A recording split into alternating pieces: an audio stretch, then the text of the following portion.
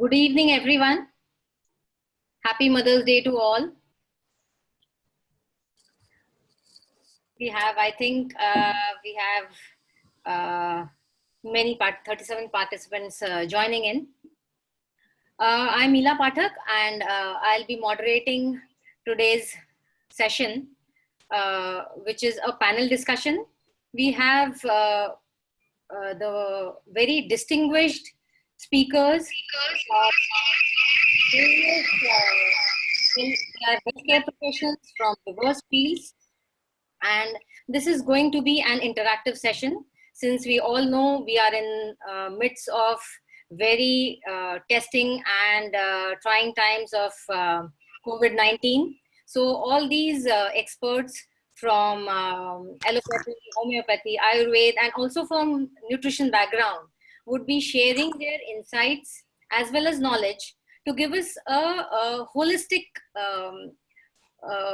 kind of perspective on healthcare and disease. I would start by introducing our speakers. Dr. Rupa Shah is an MBBS doctor, an allopath, and practicing medicine for more than 35 years in Mumbai. She's also the founder of Circle of Health, which is a health and well-being community. Then we have Kajal Bhatia, who is a certified nutritionist and a propagator of plant-based nutrition. She has been in this field for more than a decade now. She's also the founder of KB Health, which is a nutrition consulting house, and Plant Power. Then we have Dr. Rashmi Menon, who is a qualified doctor specializing in homeopathy with an in-depth knowledge in psychotherapy as well as clinical hypnotherapy. Then we have Mugdha Pradhan, who is a functional nutritionist and is the founder of Thrive FNC and has spent more than 2 decades in this arena of health and wellness. Last but not the least, we have Dr. Vidya Chakravarti, who is an Ayurvedic doctor with an experience of over 17 years, is also an animal lover, an activist, and a speaker. So we have a very, very diverse field, speakers from very, very diverse fields. So hopefully this session would be a very, very interesting and knowledgeable one. So to start with, Dr. Rupa, I'll also like to share some statistics, which is from the worldometrics.info site. I've taken it from there, which says that the number of corona cases globally has been 4 million odd, out of which some 280 odd deaths have been there. But the wonderful thing is that over 1 billion odd people have recovered from this disease. So Dr. Rupa, you being an allopathy doctor practicing medicine, I would want to know your perspective on this pandemic and how do you see as the present state of this disease? So let me start off by saying it that I am an allopathic doctor, but I've been observing the way disease is managed by the Western medicine for more than 35 years now. And I see the model that is used, in Western medicine is very faulty. The problem lies that there is no holistic perspective. A disease is seen, as having a causative organism like a bacteria or something, and killing that bacteria with some antibiotic is going to solve the problem, or get a vaccine and that's going to prevent. That's a very linear kind of a point of view. Where we are missing the point is that not all human beings are same, not that all of them are, all of us, react to the disease the same way, and there is not necessarily the same vaccine, that needs to be used for the whole population. But so far in 35 years, we've seen so many different epidemics coming and going, and each time we have struggled, and then finally this time, the whole world is grounded, because the disease has come like a big surprise to us. And so many days have passed, we are still struggling. You see in the media every single day, they are saying different news. They are in the dark, they are trying to try some medication. There are so much of new information coming and saying that this is working or this is not working. And it starts right from tasting onwards to managing the disease, and finally vaccination. At all the places we see there's major confusion. So the problem is not merely understanding a virus or a bacteria, that's something that we have to attack and we are at war or something. The problem is in this understanding. Now we seriously need to shift our model to a more holistic perception of disease and health. It is not just becoming, just keeping well is the only agenda. We have to keep well, not physically, but also emotionally, mentally, and spiritually. This is the actually definition of World Health Organization, that says that health is about all these aspects, not just the physical well-being. So taking into that as a foundation, we have to look at the health as a totality. There are so many different factors that is affecting our health. We are not separate from the rest of the world. uh, a bacteria, a virus, a fungi, a parasite, the entire microbiome, our body is full of it. We are surrounded by it. Whoever we come in contact with, we exchange this information. We cannot be separated. Isolation is not the answer. How can you isolate something that's the very foundation of our own existence?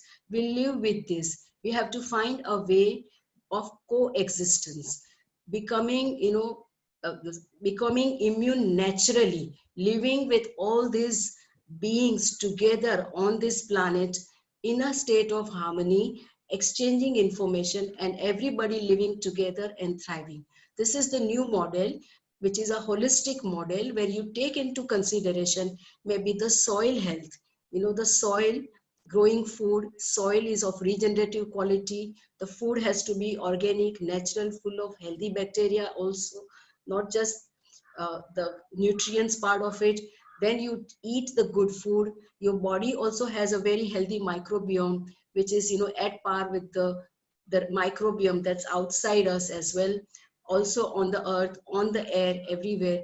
And then living in harmony, thinking of air, water, land, health of all of this together, also the animals, also the plants. We cannot be healthy without everyone else also becoming healthy together. And so new paradigm will be all of us become healthy together. And there is another second one that needs to be really put into consideration, is integrative approach to healing a disease. We are not just managing a disease, but we are going to prevent a disease occurring, and that has to be done through integrated approach. That means giving a platform to all systems of healing possible. So there is Ayurveda, that's our Indian system, homeopathy, then there are other natural remedies, yoga, meditation. All of these also have to get platform. And finally, of course, we have two nutritionists here today. They will also tell us more about the plant-based diet, which is also integrated. So healing will be from the soil to the animals, to the environment, to the plants, to the human being, and strengthening our relationship. The viruses do not just come like that. There is a reason, there is a proper story behind it. It's actually really, telling us that there's something really not right, we are doing to our own environment, and we need to look at the cause, remove the cause, and then take the next step. Here, just, looking for a virus, a vaccine, a medication, that's not going to solve the problem. The new viruses will come. There are billions of them. There are 60 of them identified, which are going to be, harmful to us. How many vaccines, how many medication, how long we can go on in isolation and keep on washing our hands? So that's not the correct.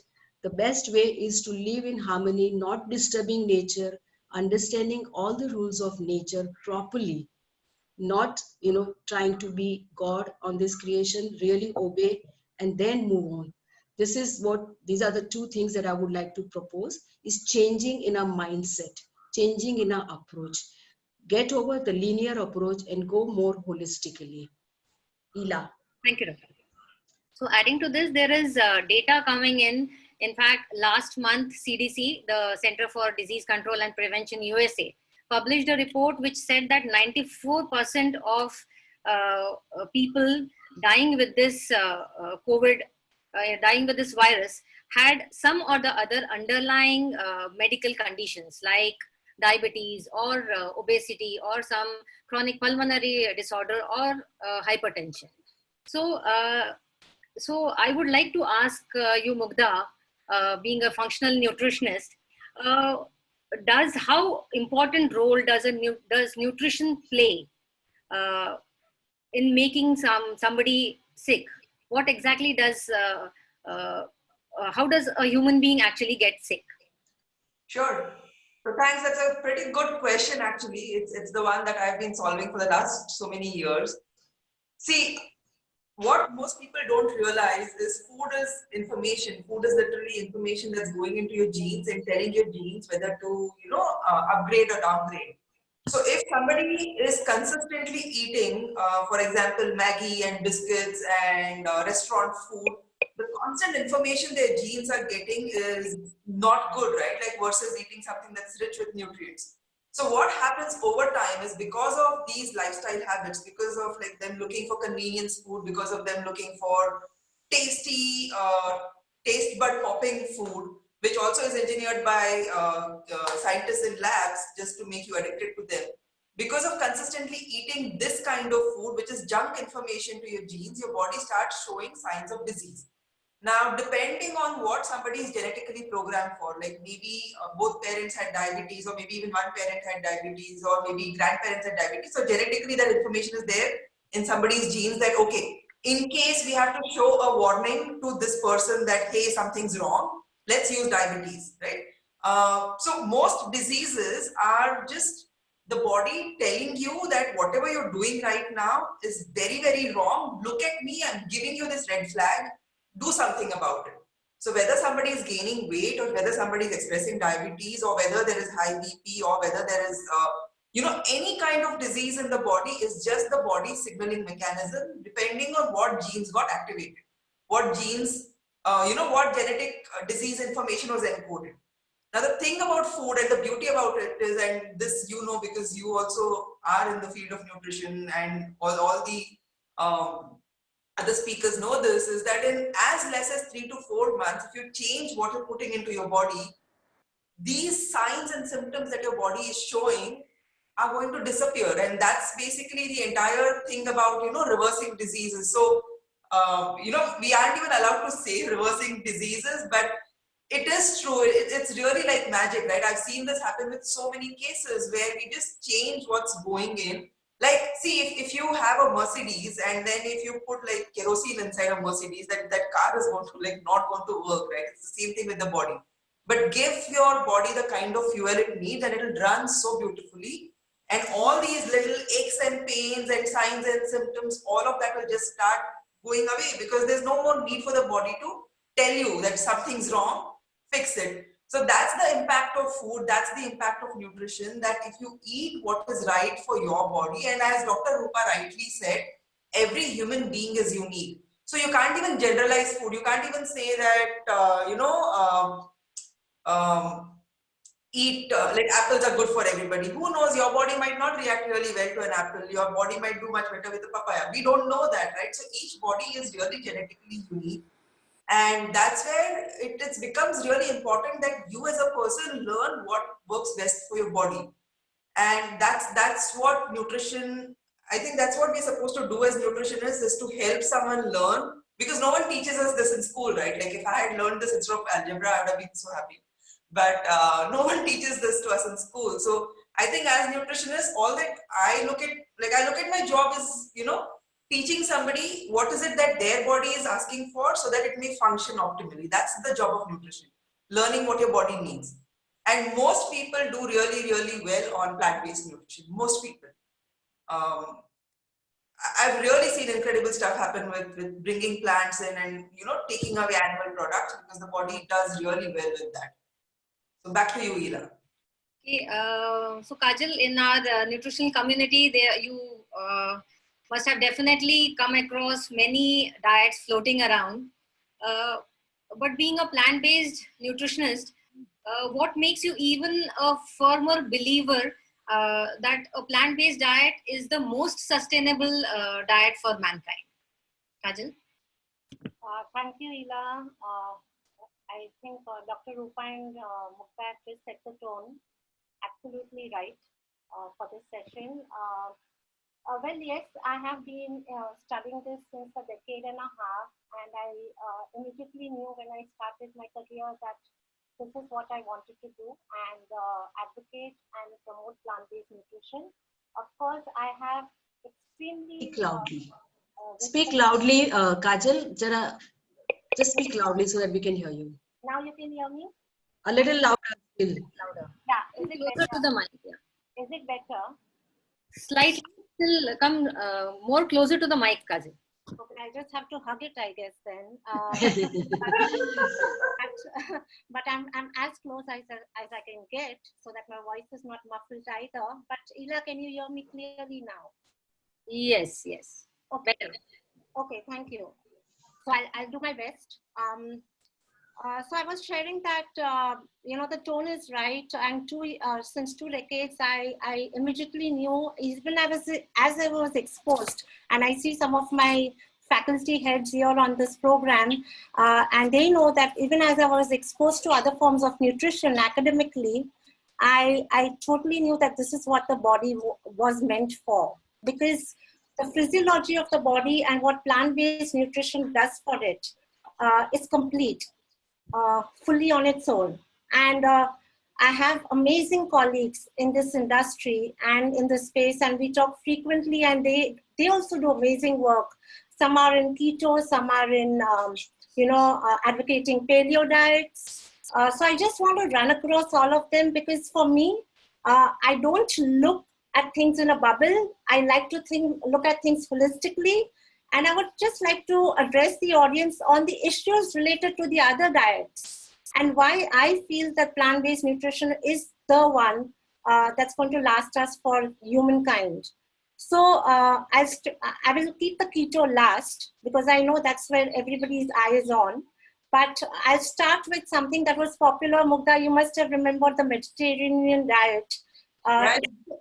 Yes, so basically it's a diet that's rich in grains, little bit of fish and meat, a lot of nuts and seeds, a lot of olive oil and olives. The problem with that, okay, and it did work for a short time where it was meant to be a cardioprotective diet. The problem with that particular plan was that, when there was cohort studies, and it was found that, let's say there are 3 groups, and one is put excessively on olive oil, and the second group is put on nuts, and the third group is told no changes, live life the way you want. The first group that was on excessive olive oil actually had a lot of damaging issues to the artery system. The second group that was on nuts showed a decent sign of reversal in the Mediterranean plants. And the third group, where it was told that, do as you like, of course, there were strokes in those cases even after 5 or 10 years. Okay. Then, of course, we have the paleo diet, which is something similar to the plant-based diet. The only thing is the paleo diet accommodates a lot of meat. Okay. There's no dairy. There is 0 grains. Okay. But they have a lot of nuts and seeds. They have a lot of meat in it. And they feel that as hunter-gatherers, this is what humankind was meant for, and this is what we should be eating. Well, the data of evolution and food only shows the last 2 million years, whereas we have been existing much earlier to that. So more and more data that's coming out today, as we research across universities globally, is confirming that we as an evolution first started with plant-based eating and then moved on to the hunter-gatherer or the Stone Age. And then, of course, the agricultural revolution came in and we got onto more grains. And then, of course, we have the varied aspects, and COVID is going to be an age. 2020 is again going to be an age in the history of mankind where plant-based foods are going to be the new thing, okay? About keto, and I will quickly capsulate it. Yes, there's don't relying in the clinical data that keto helps in quick reversal in diabetes within a very short period. There are epileptic cases with children. In anybody who's in critical care from hospitals, they would know this. Some of my colleagues and doctors, they are working on it with children. But when we talk about sustainability, okay, we talk about long-term effects. The keto diet is extremely nutritionally vacuous. That means that it has approximately 110 micronutrients that are deficient in it. So let's say you want to complete, you want to still benefit from it, you'll have to have at least 35,000 calories per day so that you don't have any deficiency of any sort on a keto diet. The fact that it has zero fiber and, Dr. Rupa Shah beautifully mentioned about the gut and the microbiome. And why is it important to be able to have that in a healthy plan? There's no fiber in meat, there's zero fiber in dairy, and that itself produces the beneficial bacteria, the probiotics that everybody is running after. On an animal-based diet, we are completely taking it away, okay? That's why anybody who's on a keto diet, and we have a lot coming, doing the keto diet and coming to our clinics, there'll be a high degree of constipation.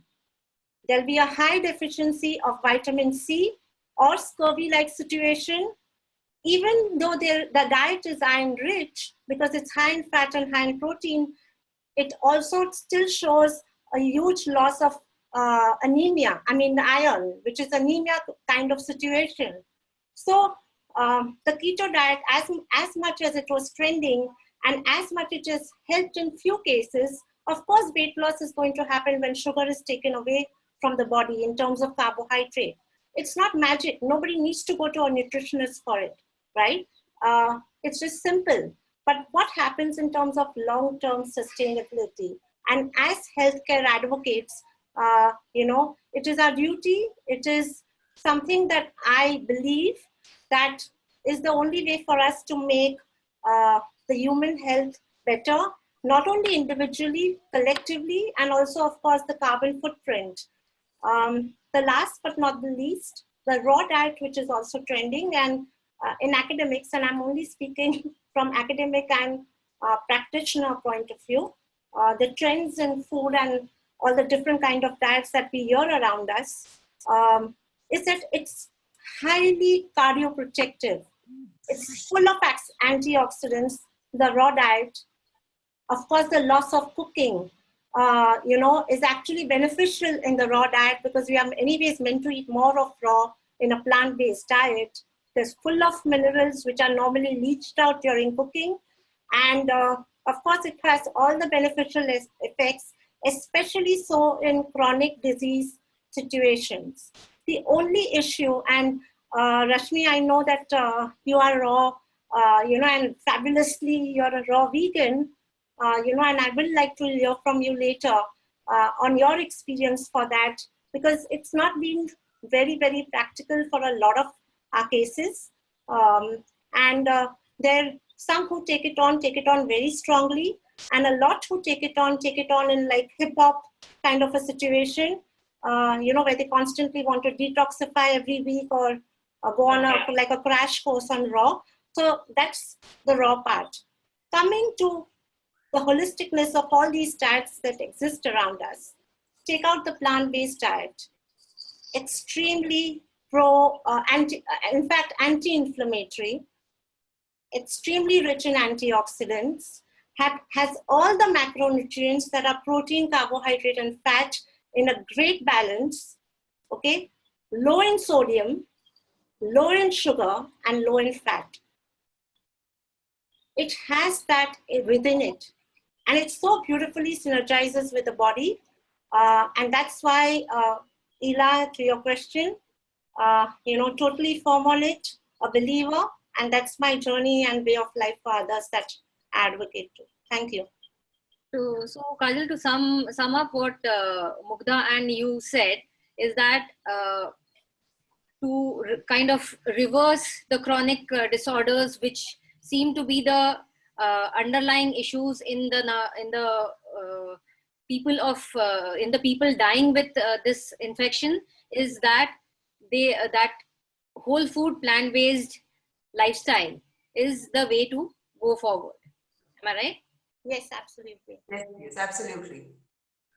So here I would like to mention the 4 pillars of good health as per Ayurveda and yoga, which are achar, vichar, ahar, which we have just the diet, the food which we put in our mouth, and vihar, which means exercise, which is definitely lacking in today's times, because of which obesity was the pandemic before this new pandemic came around.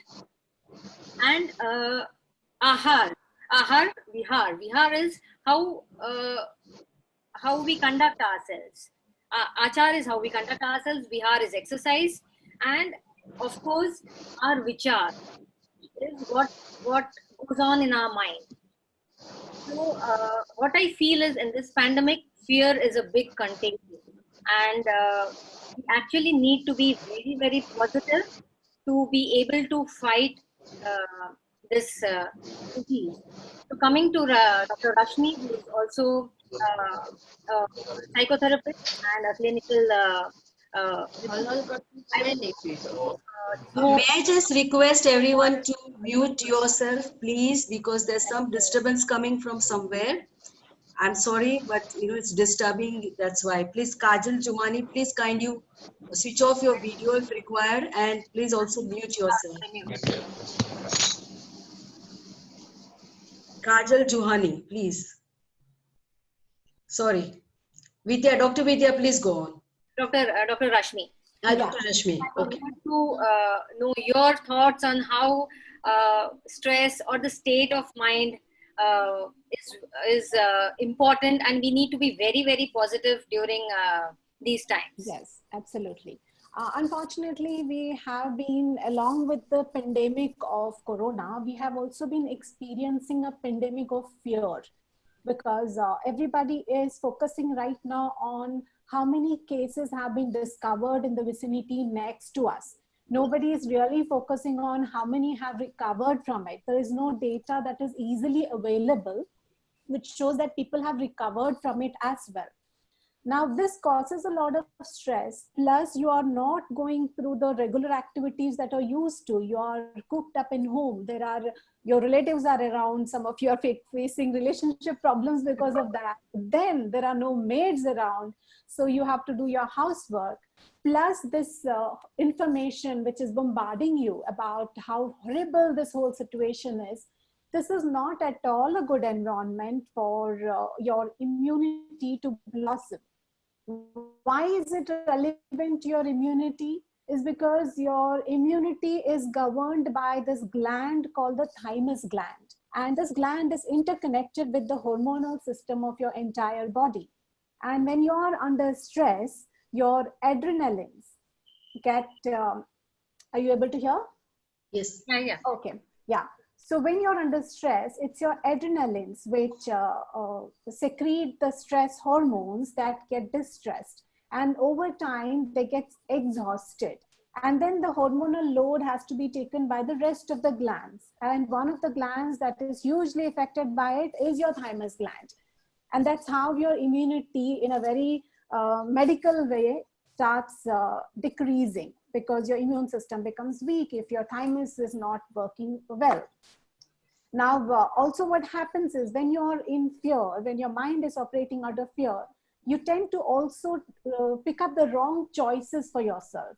You exercise less, you reach out to the most horrible of food which you have identified, your mind has identified as comfort food. So this is how fear can really make a mess of your immune system. And if your immune system is in a mess, it doesn't require a corona, it just requires a regular cough or cold to for your internal organs to start giving up. So this is one of the reasons why we have been seeing a lot of cases happening, even when, especially in America, if you see right now, a report said that the people who have been infected have not even been going out of the house. Then how are they manifesting the symptoms when they have not been in contact with anybody who's infected? This could be one of the reasons, the stress playing a big role. Now, the other thing is the stress is also related somewhat, a little bit, to the food that you eat. So if your food is heavy in animal products, these animals are also emotional beings. They feel emotions, they feel pain. And they also have these hormones, which we call stress hormones.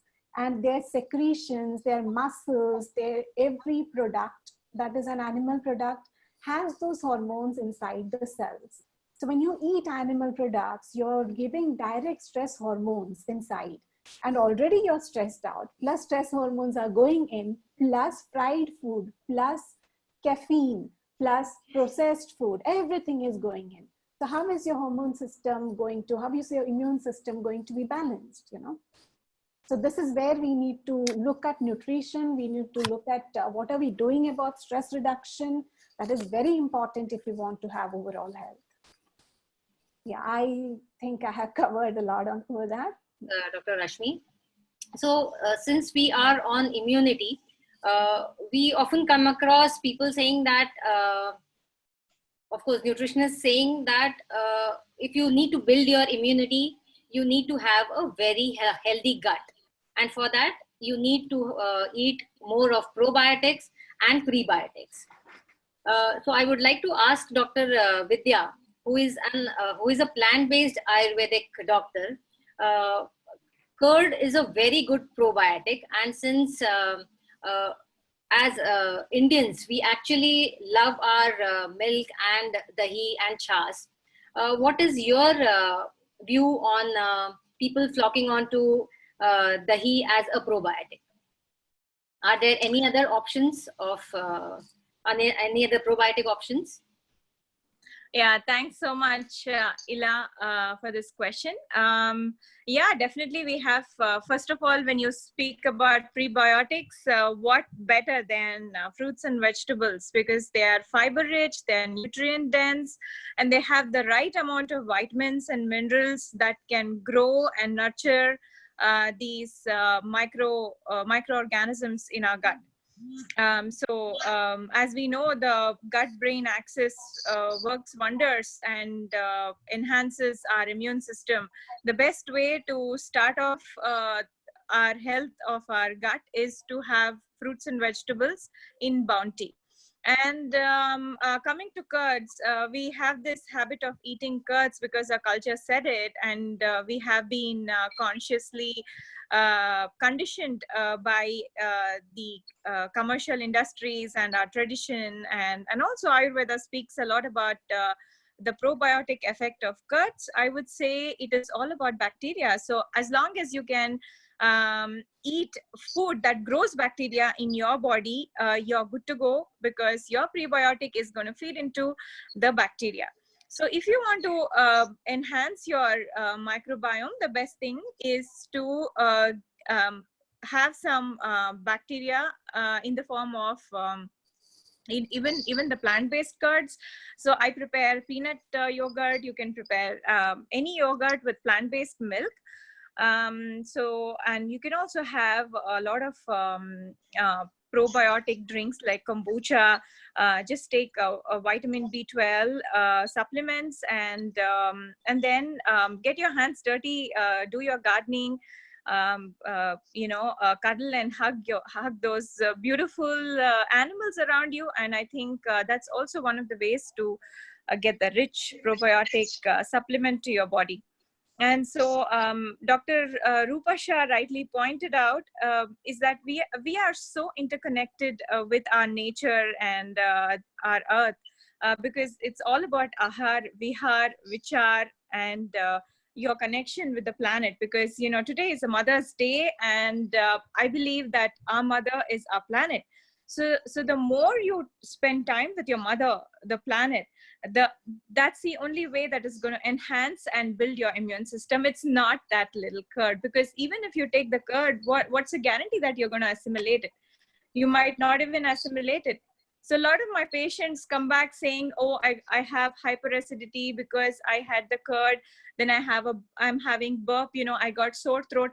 So you never know if it's really going to improve the effects of improving your microbiome. So that's about curd. And my answer to you is you can just take the probiotic supplements, in the form of Enterogermina. So that's what I give my patients as much as possible. Or go ahead and make your plant-based curds. You can read Dr. Rupa Shah's Dairy-Free Alternatives. I love that book. Thank you so much, Dr. Shah, that you have written this book for us. Very, very helpful. Yeah, Ila. So to Dr. Vidya, since we humans are inside and we are not abusing our natural resources, we can actually see our planet Earth healing. The air is clearer, the water is clearer. So true, Dr. Vidya. Going back to our bodies, just as Mugdha mentioned, disease is a symptom. It may be, or it may be as small a symptom as a fever or a cough and a cold. So how do we actually learn to listen to our body? Because this is how the body is trying to communicate with us that, oh, something is wrong with me. You need to actually look at the cause. When we pop a medicine, it just eliminates the symptom, but we do not actually look at the cause which has caused that headache. So I would want Dr. Rupa Shah to actually explain how to listen to our body and how do we maintain a health diary. So thank you, Ila, for that question. See, when an animal is sick, what he does, he will fast. He will not eat anything. He will remain there for 1 or 2 or 3 days, till, gets well. But we human beings are not listening to body. When animal is sick, and maybe is looking for a medicine, we'll go out and look for a particular plant or herb and only eat that and then get well.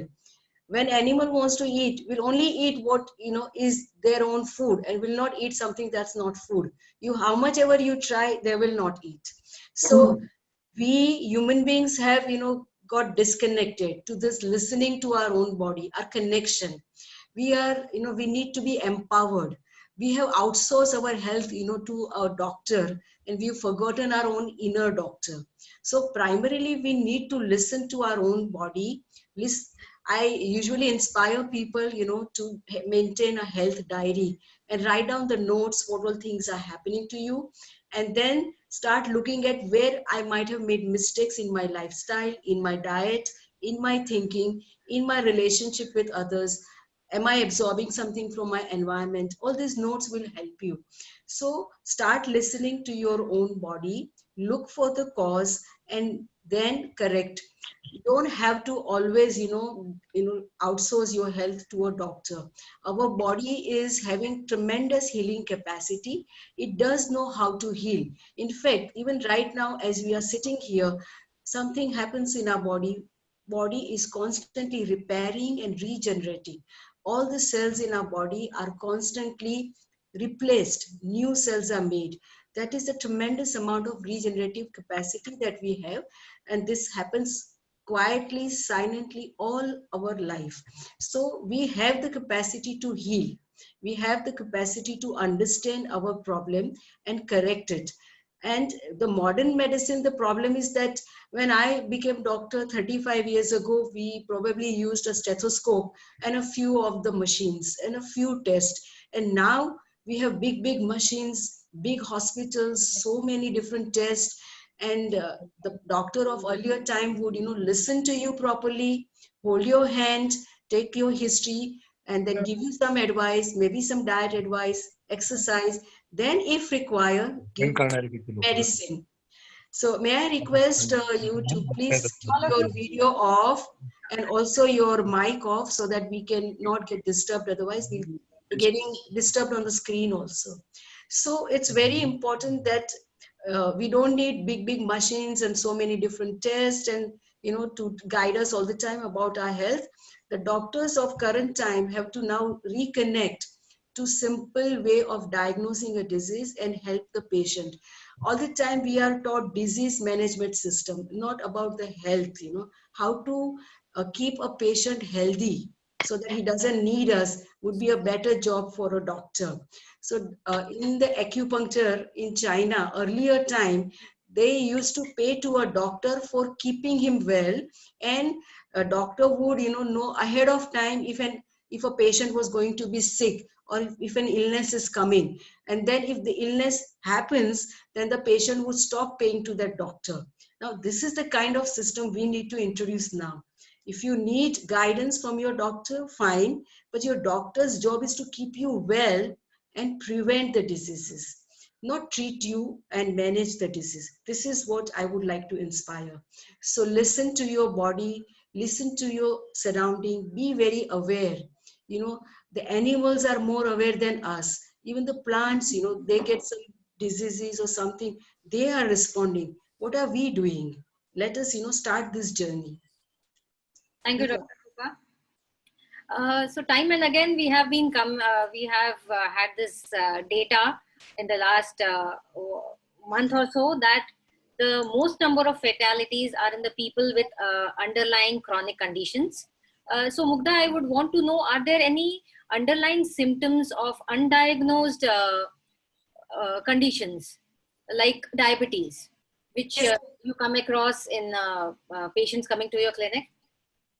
Yes. Great, super great question, Neela, because now, one of the good things that's happened with this COVID thing is people have actually started understanding that health is like more important than anything else, right? So now people are like, I've never been diagnosed with diabetes, but do I have it or don't I have it, right? So of course, the easiest way to do that is get your blood test done, because that's like the most definitive way of finding out. But now people aren't even able to access labs and go out for a blood test because some of them are in containment zones. So there are some telltale signs. For example, if you do have pre-diabetes or insulin resistance, which is the root cause of diabetes building up, some of the signs would be like, excessive thirst.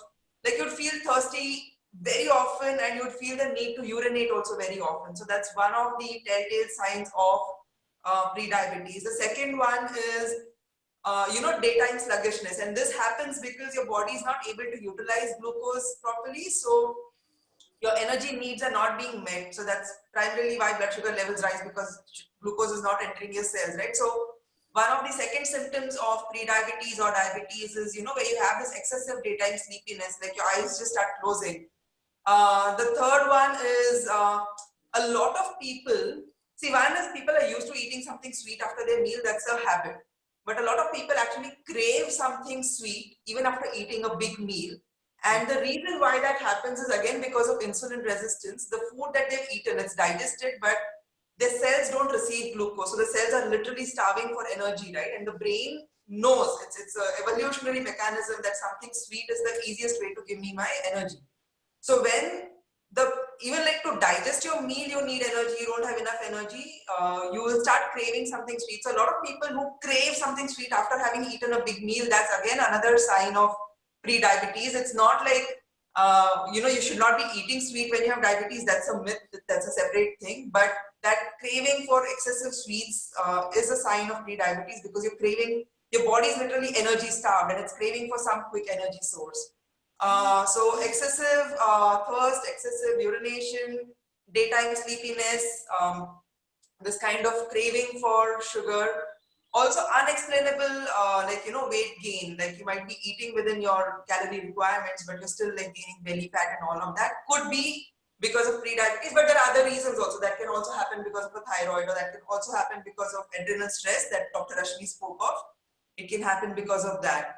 The other symptoms of, see, obesity, you don't really need to look for any other symptoms except your weighing scale and your measuring tape and what the mirror shows you, right? So, but again, that weight gain has an underlying cause like insulin resistance or a thyroid dysfunction or a liver adrenal issue. With BP again, see, a lot of people experience random headaches or so what happens with hypertension or high BP is basically your heart has to work extra hard to kind of push, and there's like additional pressure of your blood flowing through your body, right? And a lot of time the reason for that is the adrenal stress itself that Dr. Rashmi spoke about, because in a stressed scenario, you are going to need, like, imagine the kind of stress you feel when you're stuck in traffic, like not now anymore, but in the past, 2 months ago, before lockdown, if you were stuck in traffic, your heart would race differently, right? You would sweat. So all of that kind of increases the pace at which your blood is flowing through your body. So often for people who have underlying hypertension, they sometimes experience headaches, they sometimes experience dizziness suddenly. So, but BP is a little, like hypertension and BP is a little more silent in terms of symptoms than pre-diabetes and obesity is. But I think of all of the underlying or the cofactors or the comorbidities that's there with COVID, diabetes is the biggest one. Like we are seeing most number of deaths occur in people who have diabetes as a comorbidity, and India is literally diabetes capital of the world. I think genetically, because of our different starvation cycles that our ancestors went through, we are encoded differently in terms of genes. So diabetes is like the #1 disease that happens in Indians. We really lead the world in terms of that. It's not something we should be leading the world in, but we are. And I would urge everyone to, make sure, because like in the work I do, we work extensively with blood reports. And I think of, like, out of, let's say, 100 samples, nearly 97 present with pre-diabetes. And that's a very high number, right? So it's not like even a 50%. It's like 97% of the cases already have diabetes or some pattern of pre-diabetes in their body. So out of the audience listening to this, almost every person then needs to get their diabetes and that in place. And again, I'm telling you, we are publishing a research paper on this. Actually, my team and I have been working on this. Every single case of diabetes and pre-diabetes we work with, plant-based food has reversed it. It literally has reversed it. Like the diabetes companies in the world would not want me to say this. Dr. Rupa knows that I can't even say the word cure. But we have reversed diabetes. Like it goes off. Like it's there in your blood test that you had diabetes now, and 3 months later you don't have diabetes anymore. So that's the magic of plant-based nutrition. And we also know that the elderly population is actually more susceptible infection. Kajal, what do you think could be the reason for this? Kajal, we can't hear you. I'm just hugging the mic now. So, yes, thanks for the question, Neela. I see that we are short of time, so I'm really going to try and speak faster. But the point about the aged, right, in India and world over, the geriatric population that we look at, which is above almost the age of 60 and 65, that population, there are two things that are the characteristic of this population when we look at the features, okay? One is that they have a low immune function, and the second is that the poor or the slower response to treatment. Both in itself are factors that is considered even in the regular life, okay? Coming back to the COVID, initially it was only about the elderly that were actually facing the fatality, rates, higher fatality rates. Now it's also talking about going a little lower than 60. So now it's 50 years, 40 years. But there are two things to remember, that the body is so susceptible when they are adults to inflammation, especially because they could have, like Mukta has mentioned, a comorbidity, usually beyond the age of 40 or 50. there is some kind of underlying diabetes, hypertension, any kind of clinical irregularity that's already there in the patient.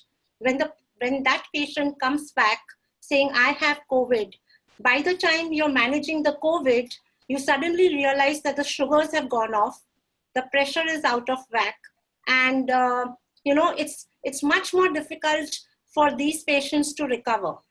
Having said that, a healthy older patient who has COVID but no comorbidity will have a better chance than a patient who's younger and has a comorbidity.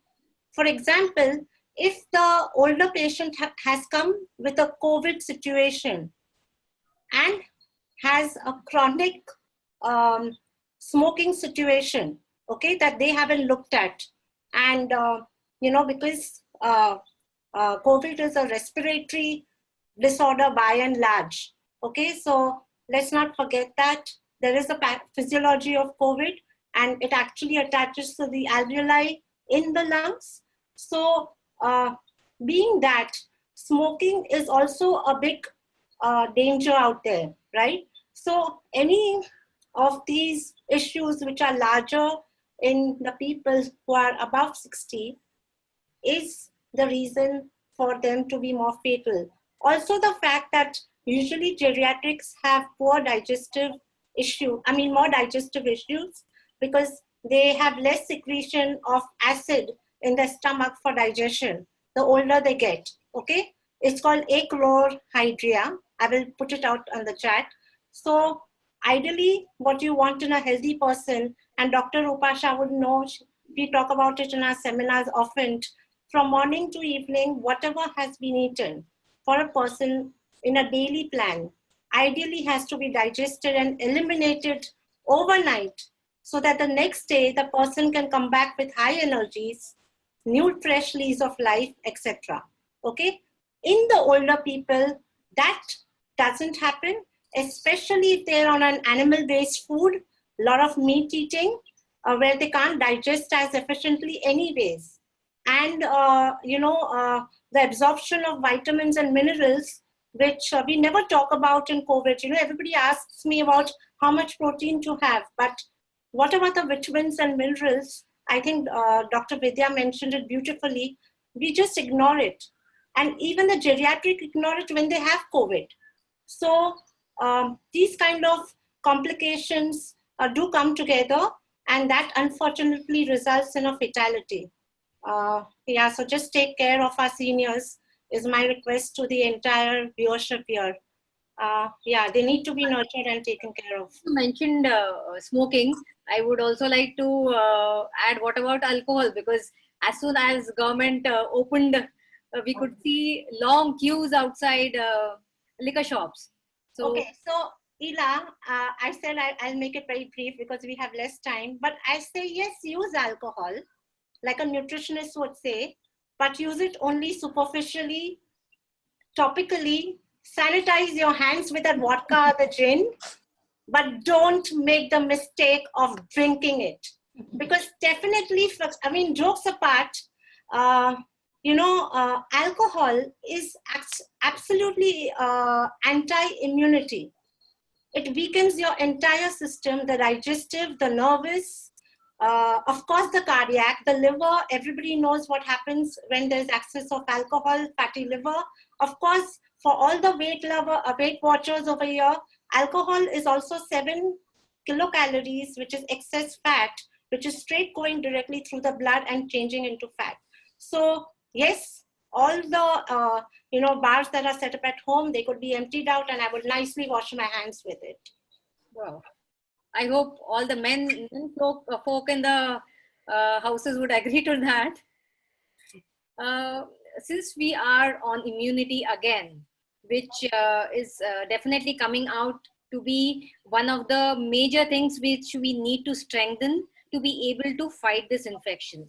Dr. Rashmi, I would want to know from you, does homeopathy play any role in immune boosting? Yes, I would like to share something over here. In the first week of April, I got a call from an 82-year-old patient of mine who was in the US, and she had been my patient 20 years back when I had first started my practice 21 years back. And she was COVID positive, COVID-19 positive. And fortunately for her, because she was not very bad in her symptoms, she was not advised to go to the hospital. She was in isolation at home. So, slowly the symptoms were starting to come out and she was frightened. And I went back to my old records. It was like 2 decades old. I had to really dig them out to find. And I found her constitutional medicine. Now, like Mugdha said, in homeopathy, we do not look at patients as general. We look at patients as individuals with their own emotions, their own mind, their own symptoms, and we come upon the constitutional medicine for this individual. So I found her medicine and I recommended that she get that and start it. And just day before yesterday, I got a call saying that she's completely COVID negative right now. The testing has come out negative. So yes, that definitely does help. In fact, my mom, who's in Kerala, she has been saying that in the initial days, of course, in India, it started first in Kerala. So when it was first found that there is a pandemic happening in Kerala, there were these government workers who came to their homes and were distributing homeopathic medicines. She called me up to ask me whether she should be taking it. But I told her not to take it because I had already started her on her constitutional. So yes, there are 3 medicines which have been identified as the genus epidemicus for this particular pandemic. And that definitely helps you. It doesn't mean that you will not get the infection. It only means that when you get the infection, it will not be dangerous to you. You'll be almost asymptomatic. Now, why this happens is because homeopathy works on this principle. The medicine is created by this process called succussion, in which the medicine is diluted to a state wherein it reaches the level where the disease is functioning. For example, if there is a pathogen in your body, the pathogen is working in your body at a cell level. You cannot see that action. You can only see the symptom that happens because of the reaction. Okay, so for example, a boil is happening, you can see the boil. You cannot actually see the cell or the pathogen at that level. So the medicine is made into that form. In modern science, it is called as light isotope, that particular form. So homeopathy works at that level, and this diluted form only gives a slight push to your body's own immune system, and it is the body which pushes out the pathogen. So basically, it strengthens your body. So of course, it helps in this. Now, if you are going to take a homeopathic medicine, but you are going to do everything wrong, your lifestyle is completely wrong, how much can a medicine push, right? So this is important, that even when you're taking homeopathy, even when you know it works, it is important that you provide it with the right environment for it to work. That is where your lifestyle comes into place. Sure, Dr. Rashmi. We have actually, we need to extend our discussion by 10 minutes. Is it okay? And then we will take up the Q&A session in the last 20 minutes. I would request all the viewers to keep putting their questions in the chat box, and we will definitely be answering them. So since we are talking about plant-based foods mostly, Dr. Vidya, you being an Ayurvedic doctor, what is your take on ghee, which is known to have remedial properties in Ayurveda, but it is an animal-derived food? What do you have to say on that, Dr. Vidya? The question. Yeah, thanks for the question. I would say, first of all, that ghee is not sustainable for this time and age. We don't need ghee to survive. We have other fatty acids that come from nuts and seeds, which is derived from the whole food plant-based way of extraction. So the best way to extract oils from these foods is to just crush them in your mouth. And because most of these are volatile and they are rich in vitamins like A, D, E, K vitamins. So the best way is to eat nuts and seeds. And also there are so many grains and also fruits like avocados that are rich in fatty acids that are essential for your body. So we don't need ghee. But during the Ayurvedic times, the 200 BCE, ghee was used as a carrier. It was a vehicle that carried the active bioactives and the phytochemicals of those medicinal plants into the body. So right now we know how to extract them. We have them in the form of capsules. So we don't need ghee. And if you ask me, I would say we really don't need ghee as a medicinal, either as a therapeutic or as a food. Thank you, Dr. A question. So we have been talking about prevention as well as reversal of disorders. So Dr. Rupa, what exactly is the difference between prevention and reversal? So now, we are a very sick generation. When we were children, maybe 1 out of 100 went to doctor. And now the generation 50 children are regularly visiting a medical doctor. So we are becoming, a sicker generation. The medical care and the cost and hospitals, everything has become so high. So, maybe financially, materially, we are all more prosperous, but health wise, we are very sick. And this is the biggest problem. We have to remain very, very healthy. That is our real wealth. That is the most important thing. So, Ela, what exactly you want me to say about it? Any more than this? No, I get it. And since Mugdha has also told us that, of course, all of these, and Kajal has also been doing that for a very, very long time now. They have been reversing disorders, all of these chronic disorders through food. So, right. So basically, not having a disease is bigger job. That is the best one. And if you have one, you can reverse it. And then it's like I always tell my patients, if you have got the diabetes out of your system, you close the door and never let it happen again. Do not repeat the mistake that's invited the disease in the first place. So, of course, first, if you are already sick, we'll have to do the reversal as the first step. And the second step, never let this happen. That is prevention. And we do not have to die with all these diseases, that media is constantly telling us that they are lifelong. They're telling that, when you age, you will always have some disease and you always have to take some medication. That's not correct. We all can live till 100 without needing any such medical support. We can remain healthy. Our body has the capacity. There is an inner doctor that always looks after. So prevention and remaining healthy is a better way of being. thank you. Yes. So, Mugdha, do you get patients in your clinic who say that we don't want to control what we eat, right? There are people who say that, of course, we are going to die one day, and I'm actually going to enjoy till the day I die, right? So, what do you have to say to these kind of patients?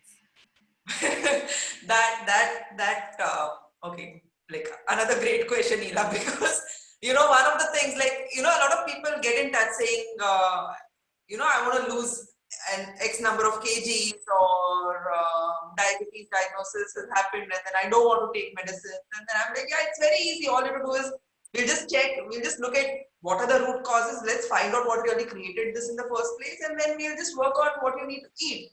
And then they'll be like, oh, does that mean I have to give up my favorite food, which could be either chocolate or tandoori chicken or, naan?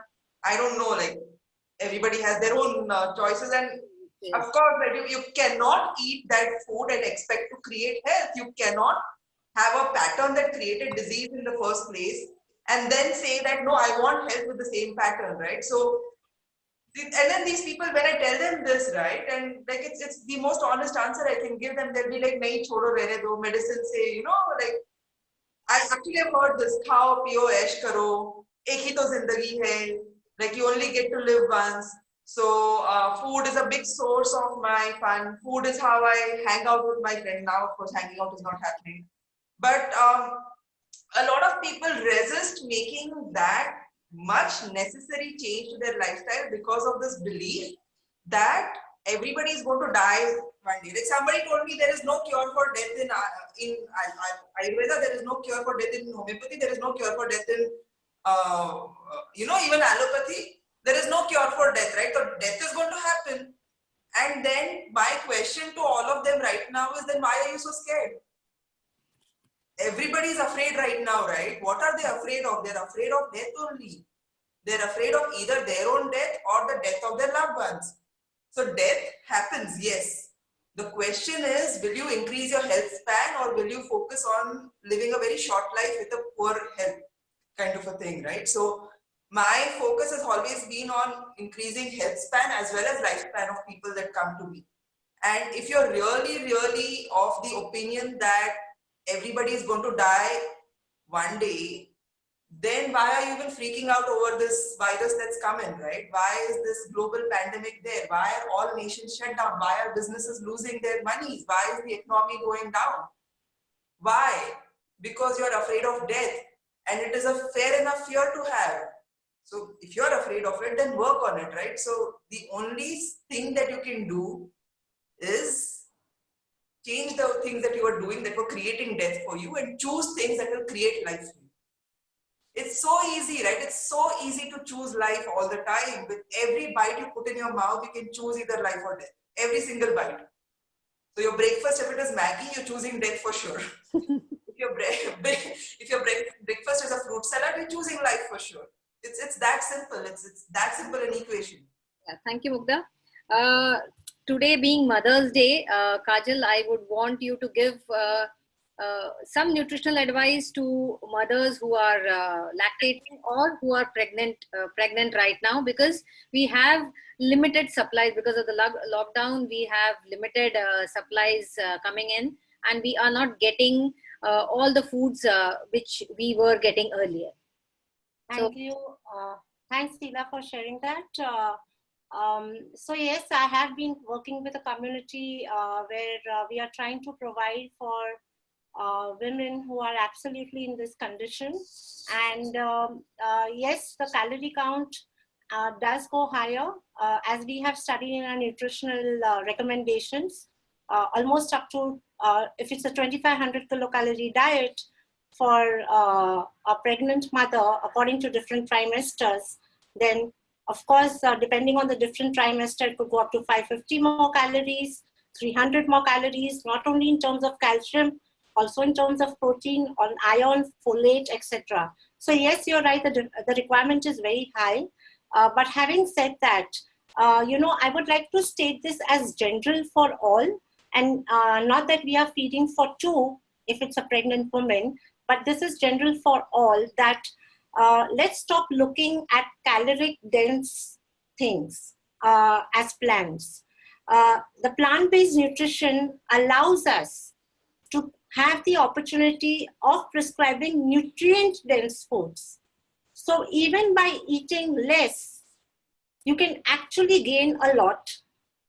And at the same time, it might happen in plant-based diets. Of course, we know that volume is not going to be harmful to us, no matter if it's whole food plant-based, there's no detriment there, right? But especially for these lactating mothers, or pregnant mothers, if they feel that they are not eating 8 times in a day or anything like that, rather move to nutrient-dense food as the food of choice, rather than including that Maggie or that biscuit, which could actually be detrimental not only to their own health, but to their child as well. Because one very big factor about the children that are to be born, okay, and that's our future, is that the innate immunity that the child will come in with the genetic constitution and makeup, that innate immunity cannot be compromised. Okay, that's why you choose nutrient dense food, whether it's millets, whether it is choosing whole rice over just white rice, which is pure endosperm or starch. Small packets, more dense, larger, not necessary. So that can be planned. Okay, and India, luckily we are in a country where it's a bountiful out here. Yes, there is the malnourished community right now where we are facing the fear that malnutrition could become larger than life in the months to come because of the job cuts and the salary cuts that a certain section of the population, in fact all across the border, are facing. But still, with what India has in plant-based nutrition, right from millets all the way down to seeds and nuts, we have a bountiful, even peanuts. One doesn't need to eat expensive walnuts or almonds. Even peanuts with good amount of fat and the right amount of protein could compensate. As far as lactating, I'll quickly say nothing better than breast milk. Continue doing that. Thank you, Ila. As we can see that people are very, very fearful in these times and are also very stressed because, as Kajal mentioned, there are furloughs and people are losing jobs. Dr. Rashmi, I would want you to comment on how to be positive in these times and how to manage stress. Yes, Ila. So, well, we can always say the generic things like meditate and be positive and think positive. But let's be very practical. When so much of fear and stress is going around, how can we be continuously positive, right? So it's important for us to actually acknowledge that we are stressed first. That is where it has to start. And we have to acknowledge that, yes, we have this fear, we have this stress. We have to note it and experience it at least to some extent before we jump into the positive. And understanding that there is no human being in this world who can be 100% positive 24/7, right? You are going to have your negative thoughts. Don't, keep bombarding yourself with that. Now, another thing is keep away from media. Media is one of the major factors which is feeding you with this stress. Keep it off completely. Do not watch the news. Do not look into the newspapers. Do not look into any of these apps or WhatsApp groups, especially those which keep bombarding you with how many people have died and how many people have been infected. Okay, that is one thing. Second thing is, it always helps to have, just like a diary, it helps to have a diary of emotions. And the best time, now this is something that all my patients are made to do at least for 21 days. At the very end of the day, before you go off to sleep, take a piece of paper and write in it everything that distressed you during this day. Anything that distressed you, just keep on writing it, but make sure that you're focusing on only today, not fears for tomorrow, not fears that happened yesterday. Note it down. When you reach the end of the day, fold it, tear it, throw it out. Now that's not the end of the exercise. Take a book. Again, analyze your day. Write in any little thing that made you feel good about the day. Again, the whole idea is to focus on one day at a time, not what happened yesterday, not what is going to happen tomorrow. Now this book, you will not tear it up. You'll hold it with you and you'll be keeping on writing in this every day. Try doing this very subtle, simple exercise for at least 21 days and see how your brain shifts and how you're able to focus on what is important for you, because there is no set answer. Nobody can give you the right answer. By doing this, you will come upon your own right answers. You will be able to take care of at least some of the anxiety that you're facing. And do understand that it is normal for all of us to feel anxious, to feel this fear.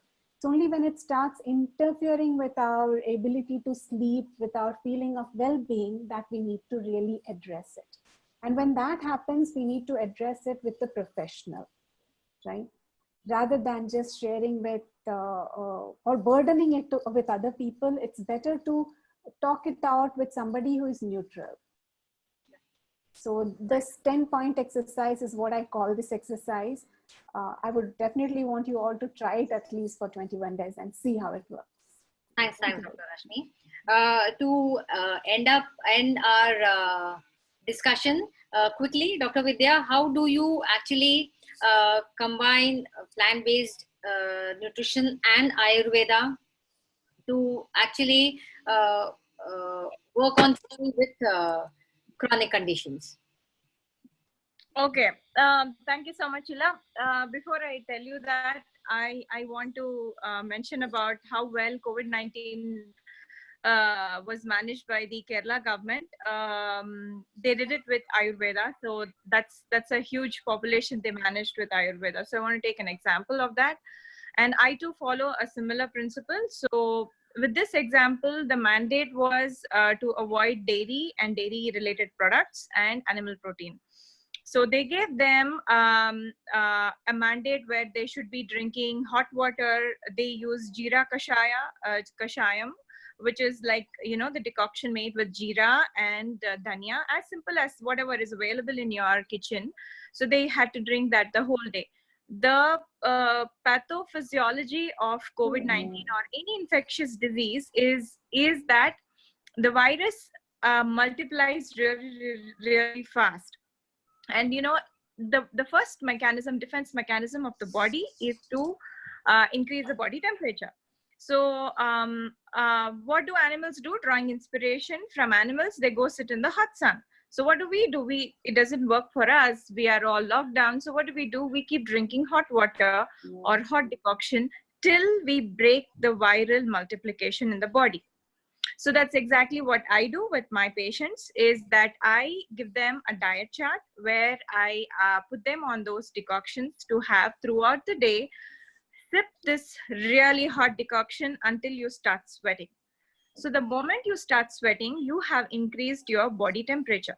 So once that happens, when you are on a whole food plant-based diet, your microbiome is well, you have your defense mechanisms in action, and then it starts arresting the viral multiplication.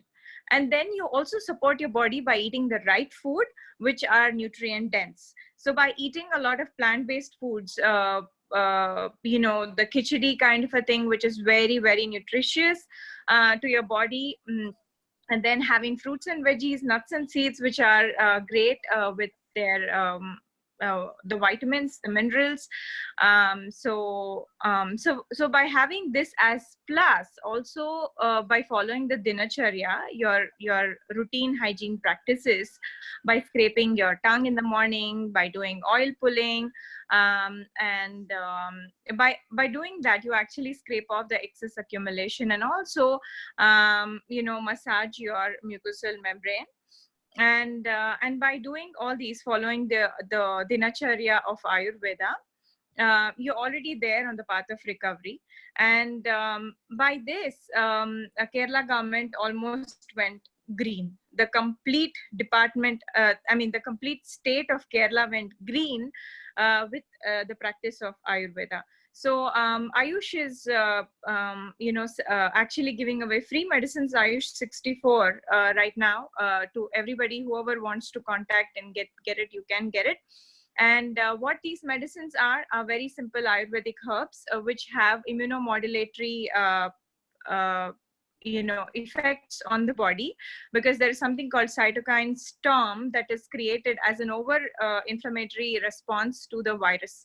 So that is why a lot of deaths happen because of the cytokine storm. And these medicines can actually act as prophylaxis. So you can already start taking these medicines, follow the sipping hot decoction and eating the right food, arrest the viral multiplication to go to a very severe level. And these medicines are also bronchodilate, they have bronchodilation action, and they also are anti-inflammatory, plus they are antimicrobial. So so in this way, Ayurvedic medicines have worked really well with my patients. I give them simple Ayurvedic medications with a change in diet and lifestyle, and of course with exercise. You know, the best hormones are released into your bloodstream, which are called the happy hormones, which increase your immunity. And last but not the least, I'm an animal lover, so I always emphasize a nature animal lover. So so by doing things that enhance your empathy, you know, in your body, by doing that, your IgA is released, you know, so that way your immunoglobulins are fast and acting. So do that nice things, increase your compassion, your kindness, go help people, feed those hungry stray dogs, and foster rescue cats, and you know, all those kinds of things actually also help. It's just not our food and drink, it's also about our actions. So do the best being a human being, and the nature will protect you. Thanks, Dr. Vidya, for that insight. Actually, we are running late, and I'll quickly go through the chats and the queries. Of course, there is a recording, and it will be share. It is actually live on Facebook, where people can see it. The book by Dr. Rupa Shah is available online also. There is a question from P. Yogi. To make and keep vegan products is difficult for us in hectic life. Not all shops nearby have non-dairy products, nor are maids aware or capable to learn this. Need some light how to get in our kitchen faster. So Yogi, if you are based in Mumbai, of course, I know Kajal Bhatia does cooking demos also. It is for the wannabes who actually face these kind of issues when trying to go vegan. I would want you to share where you are based so that we can help you. If you are in some other city, we would actually guide you as to where you can you would be able to get these products. Kajal, would you want to comment on? Yeah, I just wanted to share, Leela, that all of us do. I think at least most of us teach people how to cook here. That includes Dr. Rupa Shah, me, Mukta, I'm not sure if you do. Rashmi, you can put in if you can. I will just put our Insta or email IDs on the chat, so people who want to get in touch with us, they can reach out. But yes, I do, and I can help, and I'm sure similar colleagues on this panel also can help.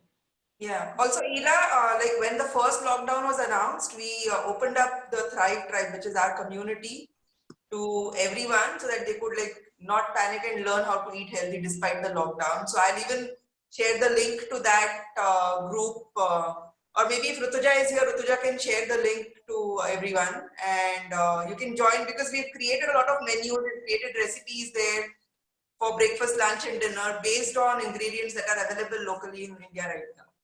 So no exotic stuff, no broccoli, no zucchini, but you know, simple things that you could get from any grocery store within your 2-3 kilometer radius.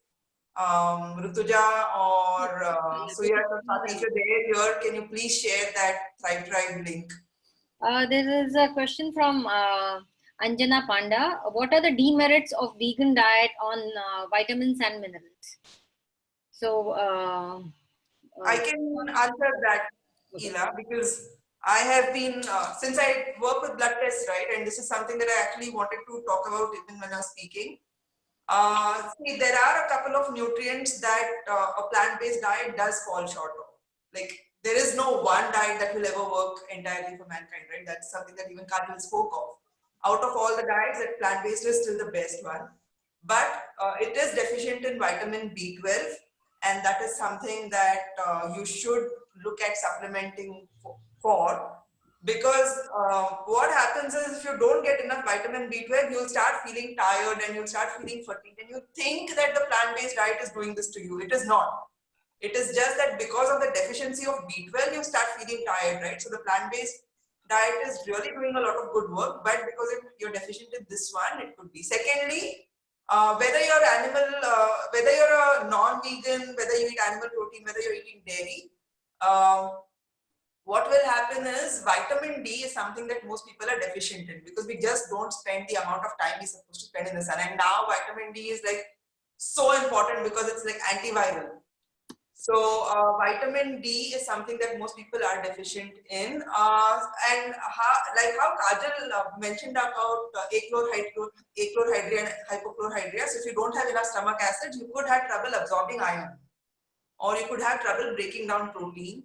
So with this, it's best that you actually, look at these basic parameters from the blood test, find out what you're deficient in, and then take supplements accordingly. I would like to add here quickly, Ela, about even comorbidities where people have a chronic condition and they have COVID and there's a mineral deficiency, because it takes time for something to really act up on a plant-based plan immediately in a critical case. So let's say there's a diabetic, you also need chromium in diabetes, all right? So one has to be able to see each case very differently and not just go standardized whole food plant-based, but if you really want to help, then you have to see each comorbidity and then put up. For even smokers, they might need more vitamin C. People who are anyways deficient in calcium, of course, vitamin D comes in, like the lactating mothers, So yes, I close that question. There is a question from Samir Sanjeev Dige. How harmful is cooking oil? Should we switch to oil-free cooking completely, like Sharon advises? Kajal, would you want to come in here? I think yes, me and even And Mugdha also, yeah. Yeah, anybody. Dr. Rupa also, any of them want to answer? Yeah, I think Dr. Rupa, you can take this question, or even Dr. Vidya, if you want. So the oil is highly processed, if you take 1 cup of peanut, then you get 1 tablespoon of oil. And the oil molecule, fat molecules are very unstable. So you need to consume it very fast. And, there's nothing in our stomach that tells us, that 1 tablespoon khaya, pet bhar gaya. But if you have 1 cup of peanuts, then, halfway through only, when you are chewing only somewhere, there's a satiety center that will say, I don't want to eat it anymore. So oil comes with the fiber, and then this is more wholesome. And the satiety center tells you the signal properly, when to eat, how much to eat, when to stop.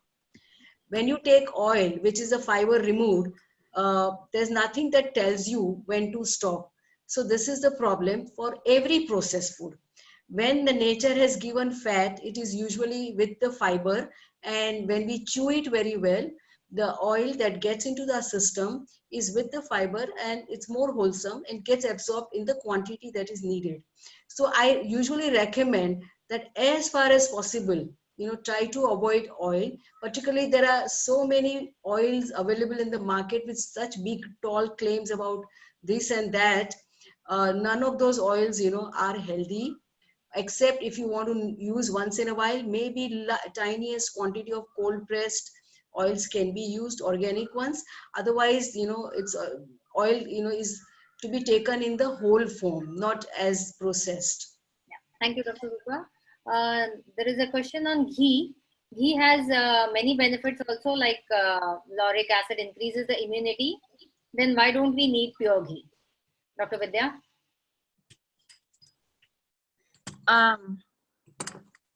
Thanks for that question. Ghee, lauric acid, you can get lauric acid from coconut oil as well. Like I mentioned before, ghee is not sustainable. Ghee might have a lot of benefits. Ghee also, people believe that ghee is a rich source of DHA and many other vitamins, vitamin B12. People just have ghee for vitamin B12. So that's the reason why ghee is considered to be very nutritious, and so many other reasons. So as long as we are conditioned, we believe to think that ghee will give us DHA, and that our brain is is mostly made up of fat, and that we need to have ghee in order to keep our brain healthy. But or you can keep your brain healthy even with coconut oil if you believe so. And if you want to actually look at the epidemiological studies of pan-Asian countries like the Chinese and the Japanese, who have probably never had ghee in their whole life, and those guys have the most beautiful skin and very agile bodies, and also great hair, and also mental health. I mean to say, they are also very intelligent people. So that said, ghee is coming as a culture, as a habit, and looking at what dairy is doing to our planet, and that we are all interconnected. Planet Earth is our mother. It's the right time to rethink this decision. It may be great. Ghee is great. I don't say no to it, but it's not sustainable, and we don't need it. It's as simple as that. The next question also.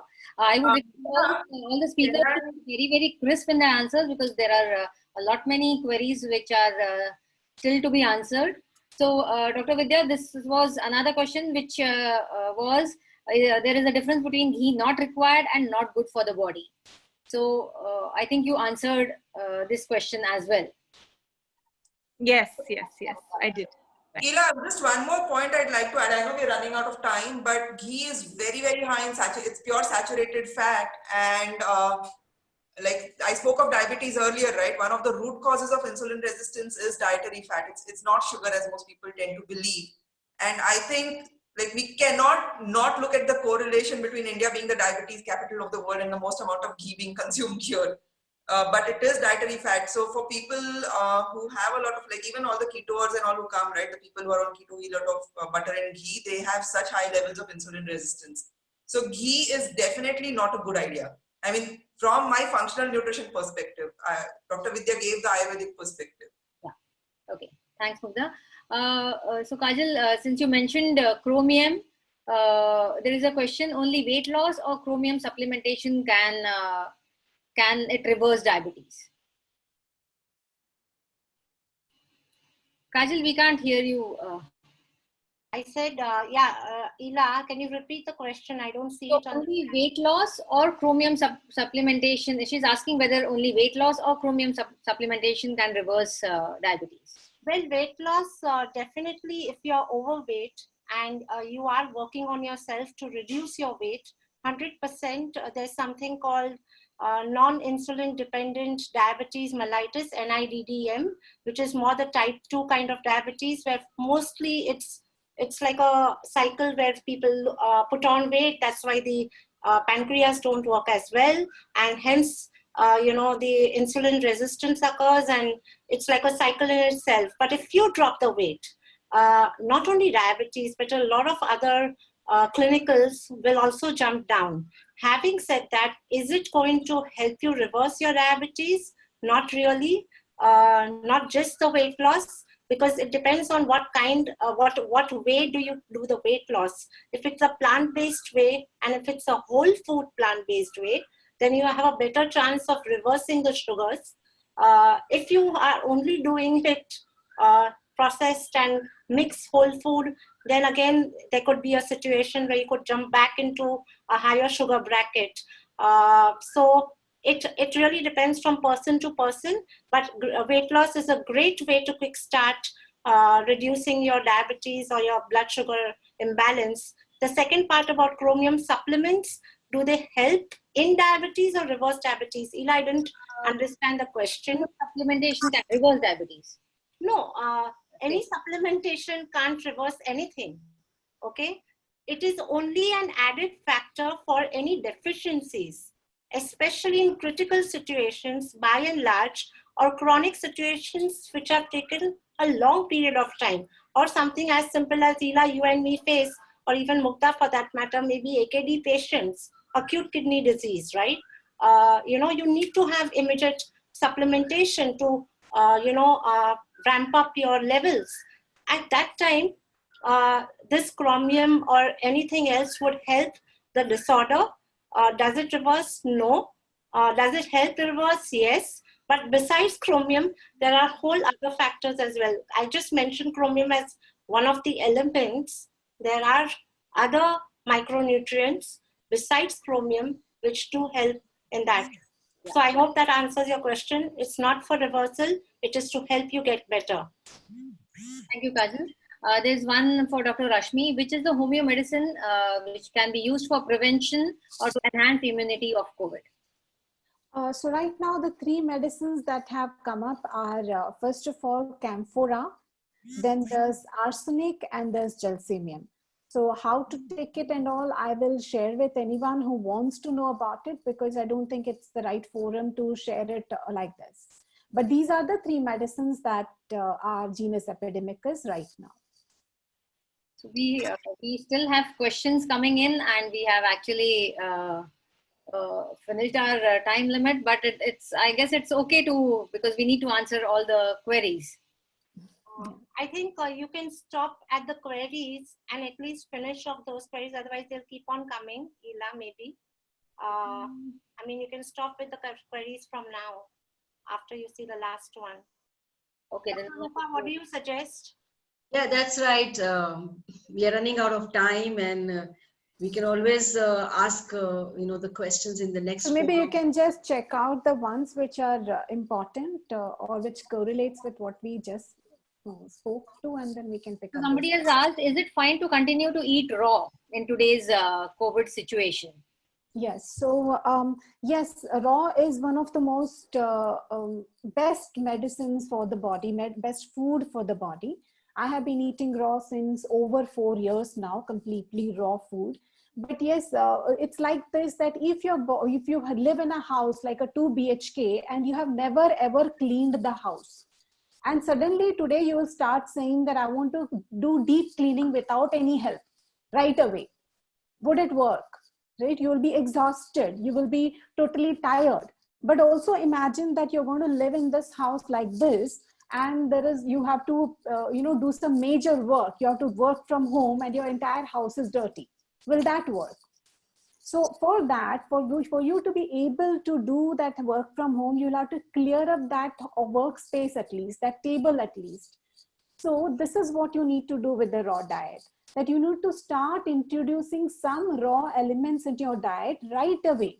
So you can start with having a smoothie, or start introducing more fruits, having a salad with your lunch and your dinner. At least start with this so that your workspace is opened up and your immune system gets some space to work with. You don't have to go 100% raw, but yes, you need to start on some raw at least, because they are the most life-giving foods. They are the most nutrient-dense foods. They also have the enzymes which will help you digest the other food. So yes, you need to start right away. So I understand that this question might also be coming from the question of whether there is viruses on the fruits, because some people have been asking me, should I wash the fruits with soap and water? No, you don't need to do that. If you're afraid of the viruses, just soak it for like 15-20 minutes in vinegar or in salt water. That's all you need to do.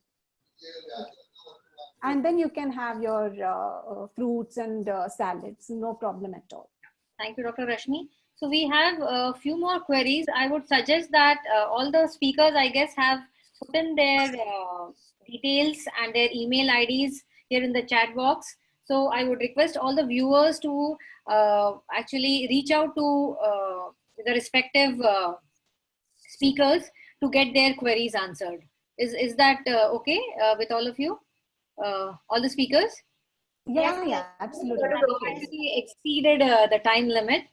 Yeah. So I guess we had a very, very, very interesting and very informative session today. I guess the speakers have actually given a very, very holistic perspective to healthcare and disease. My takeaway from this session would be that we in fact need to live with the virus and let the fear not be a contagion. I would end this session with a Sanskrit shlok, which is Sarve Bhavantu Sukhina, Sarve santu niramaya. Sarve bhadrani pashyantu. Ma kaschid dukh bhag bhavet. Means let everybody be happy. Let people be away from illness. Let them see what is auspicious. And let there be peace everywhere. Om Shanti. Thanks a lot, speaker. I want to thank all the distinguished speakers for this very, very informative session. Thank you. Thanks, Ela. Thank you. Thank you so much. Thank you so much, Ela, for asking such amazing questions. Thank you. Thanks. Bye.